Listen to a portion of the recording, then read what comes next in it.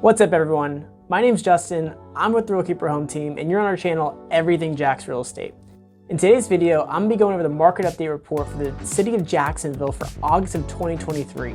Now, when I say city of Jacksonville, we normally reference the whole county of Duval County when we are referring to the city of Jacksonville. So in this video, we're gonna be breaking down the data as it concerns prices for solds, for actives, days on market, and the absorption rate. So definitely when I come back, you're gonna wanna hear what I have to say. All right, and we're back. So before we get started, don't forget to like this video, subscribe to our channel, and ring that bell so you get notified when we post more content like this in the future. Our goal is to provide as much information as we can about Jacksonville and Northeast Florida, whether it's market updates, model home tours of brand new construction homes, even vendor spotlight videos of who we highly recommend. Definitely, you don't want to miss any of that, so definitely like, subscribe, and ring that bell. All right, so as we get started, we're gonna look at the city of Jacksonville as it pertains to the market update for August. So what we're gonna first look at is we're gonna look at the amount of homes that went pending in August in relation to the amount of homes that were for sale. So what we see here is we see that there were 772 homes pending in August, which left 1,382 listings for sale. This gave us a pendulous ratio of 35.8%. The higher the ratio, the stronger it is for sellers. The lower the ratio, the stronger the market is for buyers. Because again, the more homes pending means that less homes available, which therefore means that there was less homes for buyers to go after.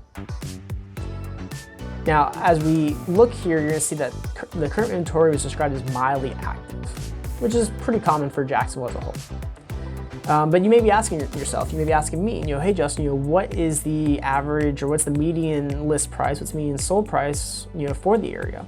Well, I can tell you when we take a closer look is that the $200,000 to $300,000 price range had the most homes that went under contract, the most pendings for August.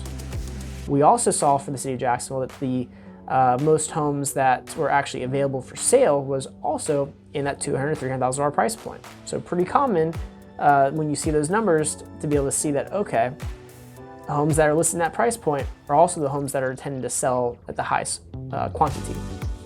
All that being said though, the median list price was $440,000 for the city of Jacksonville.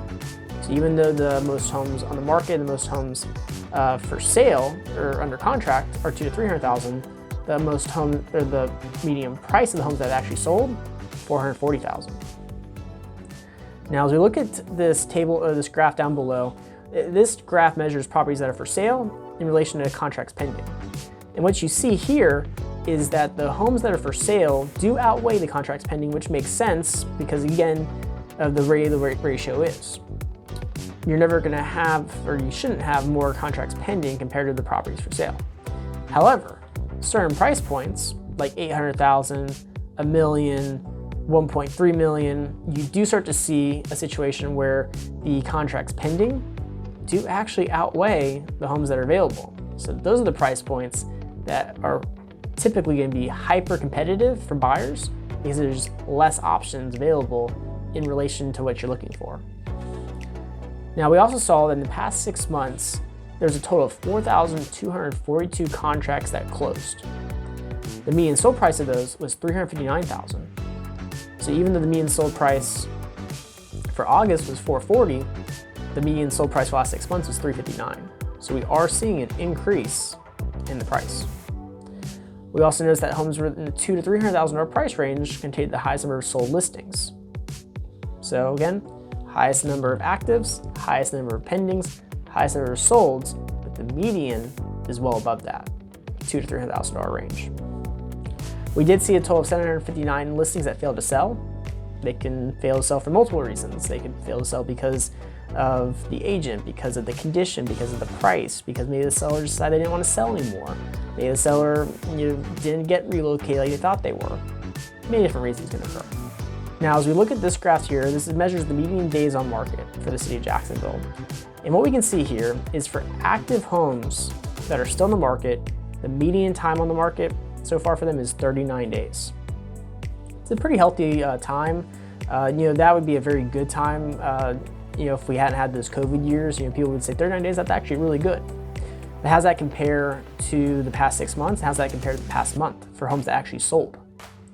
Well, even though active homes have been on the market for 39 days, in the last 6 months, homes have only taken 29 days to actually sell for the ones that have sold. So we are seeing that the homes that are on the market longer than the ones that actually sell. We also see here, when we look at the last month, is that the days on market was 27 days on market. So what we're seeing is the homes that are failing to sell are taking longer, hence why the active listings are 39 days on the market. But we are also seeing is that homes in the last 6 months have taken 29 days, but in the last month have taken 27 days. So the ones that are selling are now selling quicker now than they were over the course of the last 6 months. It's pretty good to know that. They also are selling for a higher price. $359,000 past 6 months, $377,000 for the past month. So they're going up in price, they're going down in days on market. Great factors as a seller, not necessarily what you want to see as a buyer, but doesn't mean that you as a buyer cannot get a home for under asking. And what I mean by that is the median list to sales ratio for this area was 99%. Yeah, it's high, but it's less than what we had seen in previous years where that ratio was above 100%. So in essence, you are able to get money off that price from the seller. You are able to get potentially closing costs for a rate buy down or to pay closing costs when you do work with a seller. You don't have to give the seller as much as you used to be able to or had to. However, the absorption rate for the area is still at 2 months for the past 6 months. 2 months of inventory means that if no new homes hit the market, we'd be out of homes to sell within 2 months, 60 days. To put in perspective, an equilibrium market is 6 months of inventory. When we had the Great Recession, we were well above 12 months of inventory, which is why it was a very heavy buyer's market. So it's not a seller's market. As a buyer, you can still get a good deal and get into the house that you really want to have. So we're also going to look at median sold price and median days on market on a graph. And what we're seeing for the city of Jacksonville, median sold price is going up while median days on market is going down. Now don't pay attention in September because those numbers aren't official yet. But as you can see, from April to August, we are seeing days on market go down and median sold price go up. It'll be very important for us to see how that continues as we go into what's typically a slower time of the year as we go into the last quarter of 2023. Lastly, we're going to look at this graph, this table.